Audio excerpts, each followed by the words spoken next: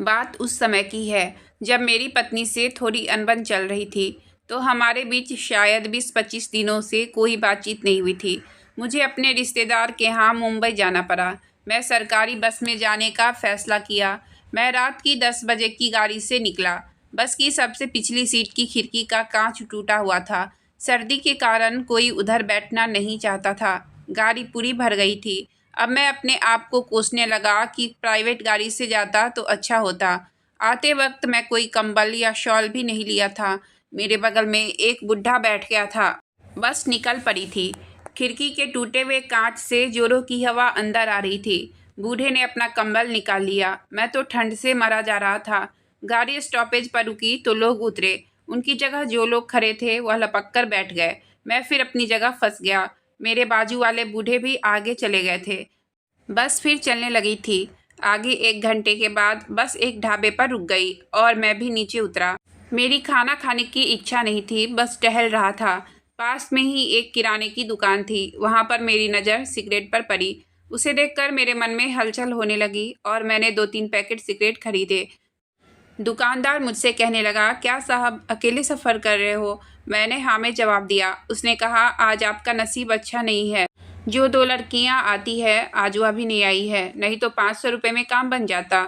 मैंने उससे कहा, तुम्हारा क्या मतलब? मैं तुम्हें ऐसा वैसा लगता हूँ क्या? उस दुकानदार ने कहा, नहीं साहब, मेरा बताना काम है। ऑफ़र लेना या न लेना आपका काम है। मैं वहाँ से निकलकर बस में बैठ गया। बैठकर अपने नसीब को कोसने लगा, क्योंकि आए दिन मेरी पत्नी से बेवजह झगड़ा होते रहता था और मेरी पत्नी मुंह फुलाकर बैठ जाती थी। इस बार भी यही हुआ था। लगभग 20-25 दिनों से मेरी उससे कोई बातचीत नहीं हुई थी। ऊपर से इतनी ठंड में मेरी हालत भी ख़राब होती जा रही थी। मैं मन ही मन अपनी बीवी के साथ वाले पल याद करने लगा और अंदर ही अंदर मुझे कुछ फीलिंग होने लगी। फिर सोचा कि जब मैं घर जाऊंगा तो अपनी बीवी को मना लूँगा। आज मुझे उसकी बहुत याद आ रही थी, लेकिन अभी मैं कुछ कर भी नहीं सकता था। फिर अपनी सीट पर बैठे-बैठे मुझे कब नींद आ गई, कुछ पता ही नहीं चला। फिर मेरी आँख तब खुली जब बस बीच रास्ते में रुकी। मैं खिड़की से बाहर झाँक कर देखा तो एक औरत अपनी 2 बेटियों के साथ बस पर चढ़ रही थी। इतनी रात को वह औरत पता नहीं कहाँ से आ रही थी। वह औरत दिखने में काफ़ी खूबसूरत थी। वह कहीं से भी 2 बच्चों की माँ नहीं लग रही थी। बस कंडक्टर ने उस औरत को बस के अंदर करके बस का दरवाज़ा फिर से बंद कर दिया। बस पूरी भरी हुई थी, कहीं पर भी बैठने की जगह नहीं थी। वह औरत वही बस कंडक्टर के बगल में बैठ गई। फिर कुछ देर बाद मेरे बगल में जो बूढ़े अंकल थे, उनकी मंजिल आ गई थी। मैंने मन में सोचा कि शुक्र है ये बूढ़े उतरे तो सही, क्योंकि जब से मैं सो रहा था वो इतने तेज़ खर्राटे मार रहे थे कि मुझे सोने में भी दिक्कत हो रही थी और ऊपर से ठंड की वजह से तो और हालत ख़राब हो रही थी। मेरे बगल की सीट खाली थी तो वो औरत मेरे बगल में आकर बैठ गई। साथ ही उसकी 2 बेटियां भी थी। मुझे देखकर वह औरत थोड़ी-थोड़ी सी शर्माई। मैंने भी उसे देखकर हल्की सी मुस्कान दी और फिर बस चलने लगी। बस जब चल रही थी तो टूटी खिड़की से हवा बहुत तेज आ रही थी, जिससे ठंड और ज़्यादा लग रही थी। उस औरत को भी ठंड लगने लगी थी। उसने अपने बैग से एक चादर निकाला और खुद को और अपने बच्चों को ढक लिया। ठंड ज़्यादा लगने की वजह से मेरा शरीर तो कँपकँपाने लगा था। यह देखकर वह औरत कहने लगी, अगर आप बुरा ना माने तो मेरे पास एक एक्स्ट्रा चादर है। अगर आप लेना चाहते हैं तो आप ले सकते हैं। ये सुनते ही मैंने तुरंत उसे हाँ कर दी, क्योंकि मेरे पास और कोई रास्ता नहीं था। उसकी दी हुई चादर को मैंने तुरंत ओढ़ ली। अब मुझे ठंडी से राहत मिल रही थी। फिर धीरे-धीरे मेरी और उस औरत की बातें होने लगी। बातों ही बातों में उसने बताया कि वह अपने घर जा रही है। उसका पति इस दुनिया में नहीं है। वह बिल्कुल अकेली है और वह एक फैक्ट्री में काम करती है। इसी वजह से उसे रात को आते हुए देर हो जाती है। मैं उसकी सूरत की मासूमियत देखकर उस पर फ़िदा हो चुका था। वह दिखने में काफ़ी खूबसूरत थी। उसकी सुंदरता से कोई भी उसकी तरफ मोहित हो सकता था। बस बहुत तेज़ी से चल रही थी और जब बस अचानक से रुकी तो वह औरत मेरे सीने से आ लगी। मेरे करीब इतने आते हुए देख वह थोड़ी शर्मा गई थी। मैं भी अंदर ही अंदर बहुत शर्मा रहा था। मेरा दिल अब अंदर ही अंदर मचलने लगा था। एक तो 20 से 25 दिन हो गए थे मेरी बीवी से बात किए हुए, लेकिन मैं खुद पर बहुत काबू किया हुआ था। वह औरत फिर अपनी जगह पर जाकर अच्छे से बैठ गई। बस फिर चलने लगी तो धीरे धीरे वह औरत मेरे करीब आने लगी। उसकी दोनों बेटियां और पूरे बस के लोग सो रहे थे। हमारी सीट सबसे लास्ट में थी, तो इस वजह से कोई भी हम लोगों की तरफ बिल्कुल भी ध्यान नहीं दे पा रहा था। मैंने अपनी चादर ली और फिर सोने का नाटक करने लगा। धीरे धीरे जैसे बस चल रही थी, हम लोग एक दूसरे के शरीर के साथ टकरा रहे थे। खुश तो मैं इस वजह से हो गया कि जब मेरा हाथ उसके हाथ से टकराता तो वह मुझे बिल्कुल भी कुछ ना कहती, बल्कि और शर्माने लगती। अब मैं उसकी तरफ से इशारा समझ गया था। हम दोनों ने बस का सफ़र कुछ यूं ही किया। अब मेरे अंदर भी एक हलचल सी होने लगी थी। मैं अब और खुद को रोक नहीं पा रहा था। अब मैंने चादर से उसका हाथ पकड़ लिया। जब मैंने उसका हाथ पकड़ा तो वह मुझे तब भी कुछ ना बोली। और फिर हम दोनों ने मिलकर जो किया वह कोई सोच भी नहीं पाएगा। रात के अंधेरे में चलती हुई बस में एक दूसरे से प्यार का इजहार किया। मैंने जब उसका हाथ पकड़ा था तो वह काफ़ी ज़्यादा मुलायम था।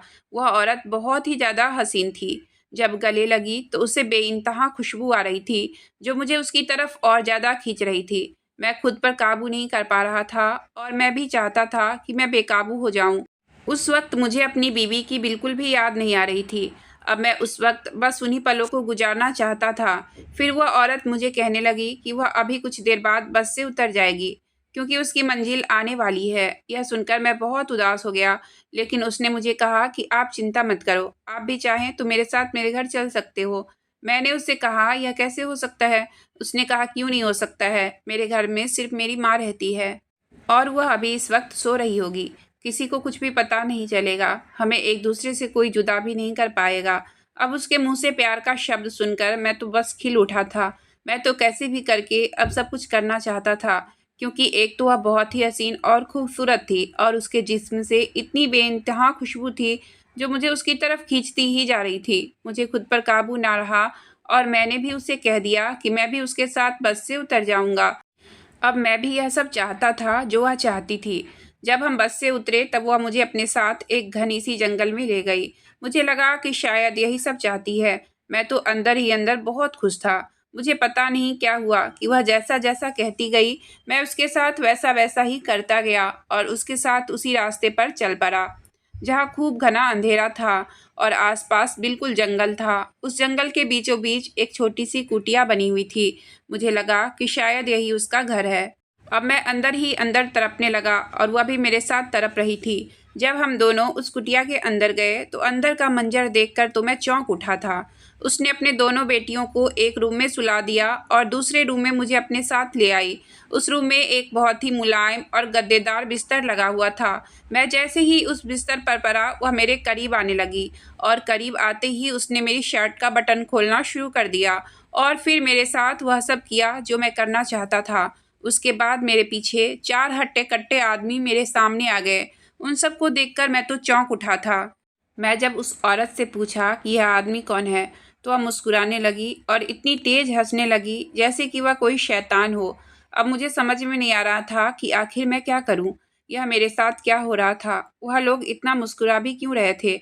वह चारों आदमी मेरे करीब आए और मेरा गिरेबान पकड़कर कहने लगे, जितने पैसे तुम्हारे पास है वह भी कभी निकाल कर दो, नहीं तो हमने तुम्हारी वह वीडियो बनाई हुई है। वह वीडियो तुम्हारी बीवी को और पूरी दुनिया वालों को हम दिखा देंगे। यह सब सुनकर तो मेरे पैरों तले से ज़मीन खिसक गई। इसका क्या मतलब था? जब उस औरत की तरफ मैंने देखा तो वह कहने लगी कि तुम जैसे बेवकूफ़ मर्द जो अपनी बीवियों के हो नहीं सकते, वह दूसरी औरत के क्या होंगे? तुम जैसे आदमियों को मैं ऐसे ही अपनी उँगलियों पर नचाती हूँ। तुम जैसे आदमी को मैं ऐसे ही अपनी खूबसूरती दिखाकर मदहोश करती हूँ। उसके बाद सब कुछ करके उन्हें ब्लैकमेल करती हूँ। अगर वह मेरी डिमांड पर उतने पैसे नहीं देते तो मैं उन्हें किसी लायक नहीं छोड़ती हूँ। यह सुनकर तो मेरे पसीने छूटने लगे। मैं सोच भी नहीं सकता था कि ये भोली सी सूरत वाली औरत इतनी बड़ी शातिर होगी। मेरे पास कोई रास्ता नहीं था। मैंने रिश्तेदार के घर जाने के लिए जितने पैसे लिए थे उन सबको वह दे दिए, लेकिन उन सब ने मुझे तब भी जाने नहीं दिया। मैं चाहता था कि कैसे भी करके मैं यहाँ से निकल जाऊँ, लेकिन वह लोग कहने लगे कि अभी के अभी मैं उन्हें 10 लाख दूँ। इतनी बड़ी रकम सुनकर तो मेरे पैरों तले से ज़मीन खिसक गई। मैंने उन्हें कहा कि मैं इतनी बड़ी रकम तुम्हें कहाँ से ला कर दूँ? मेरे पास जो भी पैसे थे मैंने वह तुम लोगों को दे दिए, लेकिन वह लोग मुझे धमकाने लगे। कहने लगे कि हम तुम्हें जान से मार देंगे अगर तुमने पैसे ना निकाले तो। उन्होंने मेरे वॉलेट से मेरा एटीएम कार्ड भी निकाल लिया था।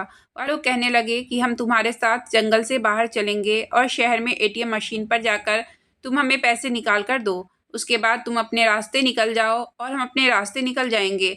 अगर तुमने वहाँ कोई भी चालाकी की तो तुम्हारी वह वीडियो हम तुम्हारे घर वालों को दिखा देंगे। वह लोग मुझे इस वजह से ज़्यादा धमका रहे थे क्योंकि बस में मैंने उस औरत को अपने घर का पता भी बता दिया था और उसने बातों ही बातों में मेरे कामकाज के बारे में भी पूछ लिया था, मेरी पत्नी के बारे में और मैं कहाँ रहता हूँ सबके बारे में पूछा था। और जब उन्होंने मेरी पॉकेट से मेरा मोबाइल निकाला तो मेरी बीवी का नंबर भी निकाल लिया था, इसलिए अब मैं कुछ भी नहीं कर सकता था। उन्होंने बहुत बड़ा गेम खेला था। मैंने उन लोगों के साथ जाकर एटीएम से पैसे निकालकर उन्हें दे दिए। उसके बाद मैंने चैन की सांस ली और मैंने सोच लिया कि ज़िंदगी में कभी भी मैं किसी भी गैर औरत पर बिल्कुल भी विश्वास नहीं करूँगा और हमेशा अपनी बीवी के साथ रहूँगा। मैंने रिश्तेदार के घर जाना भी कैंसल कर दिया। मैं तुरंत वापस अपने घर चला गया और मैंने अपनी बीवी से माफ़ी मांगी, लेकिन मैंने उसे कुछ नहीं बताया। मैंने उसे यही कहा कि मैं तुम्हारे बिना नहीं रह सकता, इसलिए मैं वापस तुम्हारे पास आ गया हूँ। यह सुनकर वह बहुत मुस्कुराई और मेरे सीने से लग गई। अगर आपको कहानी अच्छी लगी हो तो प्लीज़ वीडियो को लाइक और चैनल को सब्सक्राइब करें। आपका बहुत बहुत धन्यवाद।